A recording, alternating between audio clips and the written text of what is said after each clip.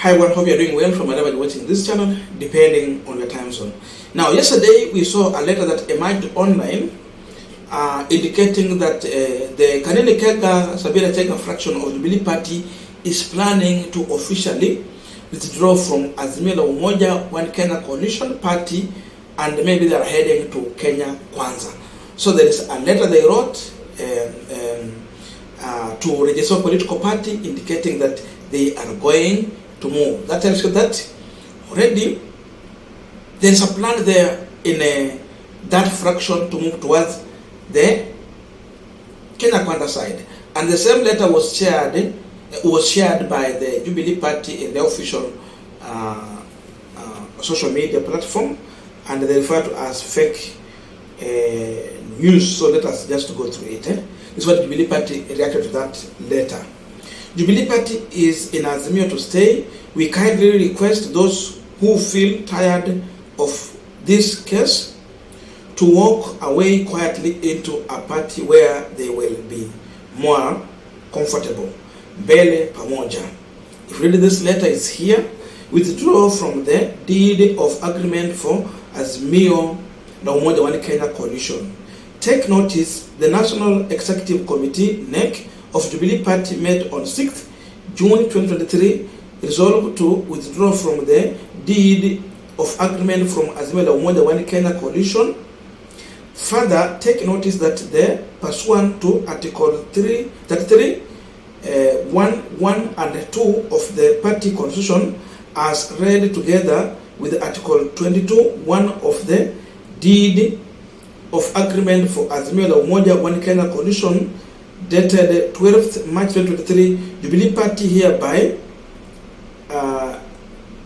notified to withdraw from the deed of agreement from Azimio la Umoja One Kenya Coalition. Signed, Honorable Kanini Gega, AG National Secretary General. Wanaenda. That was the letter. So the question we are asking on this punchline, what is the intention of this letter? And the other question is that what's way forward for Jubilee fraction of the Uhuru, Kenyatta and the Kioni side? Before we answer that question, just a quick request for those who are watching and you have not yet subscribed, please consider subscribing. To our returning subscribers, I must say thank you so much. And again, to all our viewers, please give this video a thumbs up. Thank you so much, and back to this discussion. Now, from the Kanini Gega and Sabina Chege side, this is an indication that soon they will be relinquishing those positions, like what Sabina Chege has been pushing for, holding on, which is now, it is no longer tenable for her to continue holding that position. Even for Wetangula, he's looking so much compromise, and he's losing that respect of a Speaker of the National Assembly, which requires a lot of respect. Because at one point we had a man who had Solomonic wisdom, Kenneth Marende, who never waved to either side of the coalition when he was the Speaker. He's a man who will always be respected up to date. We thought Wetangula will bring that wisdom to the National Assembly, but instead he's bringing that kind of revengeful politics to the National Assembly, a house that is respected, a house that you would see someone like Mwalimu Julius Nyerere referring to as a holy place. For Nyerere, Ikulu and the National Assembly was holy place. But for Kenya Kwanza, they have made it look like a shakahola. It's another shakahola, where they would want to sacrifice everyone and anyone.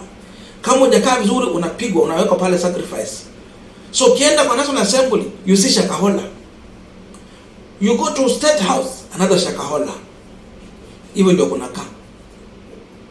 So the intention here is that they want to move to Kenya Kwanza side, and they want to move there when they have frustrated the party, and they want to use the office of registered political party, a person who cannot stand on her ground, yet she is running an independent office, a person who is going to play to the tune of one William Samoei Ruto. If we give order, she follows. So she's going to ratify these things. and communicate that Jubilee has finally moved from Azimio and now they are heading to Kenya Kwanza.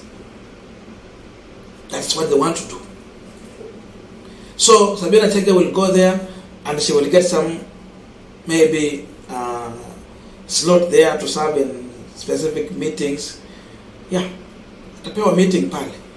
Committee, is it committee? Yeah, committee. She will get a committee maybe, something like close to that. But the question is then, will they succeed in this war? The answer is simple, no. Because we know as Jubilee Party is in court. Their case is going to be battled in the political party tribunal court, and in the court they will have their way. Because procedurally, Sabina Chege, Kanini Gega are illegal leaders of Jubilee Party. The people who are legally in a position of leadership is Jeremiah Kioni, Uhuru Kenyatta, and that side. They had their NDC, which was approved. They sent their approvement notice to register political party. She's still playing drama with that, but they followed the law. The only thing that will save them is through the court. I'm saying this with confidence because if you ask me, I will refer you to the situation in which Ford Kenya Party was in sometimes back in 2021 and 2022.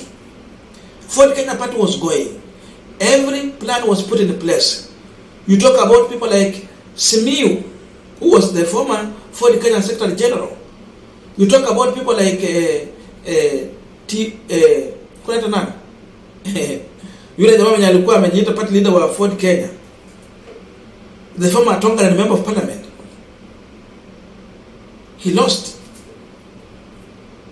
You talk about people like the former Bungoma governor, Wangamat, who are fighting Wetangula during that time to take over the party.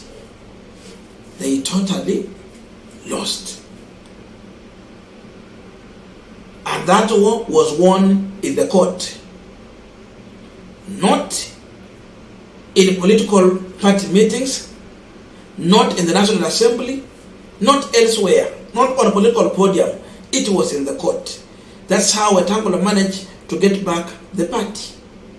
So Uhuru will win this war through the court. And because they are winning this war, that's why you see people like Jeremiah Kioni. So is it Jeremiah Kioni? People like Kanini Gega, people like Sabina Chege. They are fighting it on political podium because they know through the court they cannot win this case. So these are the kicks of a dying donkey. Huyu ni punda tu anakufa, anapiga mateke ya mwisho akikufa. Kicks of a dying donkey. Wamekufa hawa, hakuna mahali wanaenda. Hawa wamemalizwa kisiasa. Hilo ndio la kwanza kabisa. So if they knew they will be handed over this party through the court, following the procedures, they will never be in this hurry. But because they are worried, they are sure they cannot win it, that's why they are trying to use shortcut. So who has confidence? Because it's following the law. But this one have decided to allow William Ruto to use them. The question is, where will they be after the Jubilee Party will be handed over to Uhuru Kenyatta, and now they will be forced to be in Kenya Kwanza? And remember, these are people who are vying for elective seat in their constituencies. In fact, they were defending and they lost. What will happen in 2027? Because the people who want those seats are sitting pretty in Kenya Kwanza on UDA ticket. How will William Ruto sacrifice his own people at expense of Sabina Chege, Kanini Gega, and the likes? Unajua Gachagua alikuwa anaita Kanini Gega Kanini Koru during campaign. Indeed, Gachagua might have been right. This one is a really Kanini Koru. This one is Koru kabisa. He can never be a good thing. So referring to him as Kanini Gega, it means small and good. But Gachagua said this one is small and bad. You can see the poison in him. Using every means, being allowed to be used and then he's going to be the biggest loser. In 2027, hakutakuwa na nafasi ya kwenda kwa the East African Assembly, hata kuwa huko. Itabidi arudi kule mashinani, apiganie ile kiti. Kama atashinda akue. Atashinda aje na kuna UDA yako pale. Kama kulikuwa na UDA na Kanini Gega alikuwa so much active na akapoteza hivyo, 2027 atapata. Sabina Chege, mambo ya women rep ya Murang'a hiyo hakuna. Kuna mtu pale alishinda kwa UDA party. She will not win. She has nowhere to go. Ruto just directed these people to slaughterhouse. Walikuwa kama kondoto, wanapelekwa kichinjio na wanaenda. Kwa sababu they might survive for some time. But it will reach a time when now they will be exposed. And that's how Ruto is going to dump them. Ruto is not a forgiveful or a forgetful person.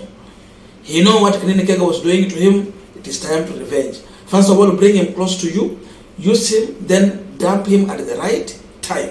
That is the real mission of one William Samoei Ruto. So, Ruto is going to lose this war on Jubilee Party. He will not win. Kanini Gega's war has backfired badly. The case will be won in court, not in a political platform. And this is an indication that they are losing. If they are winning, they can't play this kind of shenanigan game. As simple as that. I don't know your views, but let us beat at the comment section for continuation of this conversation.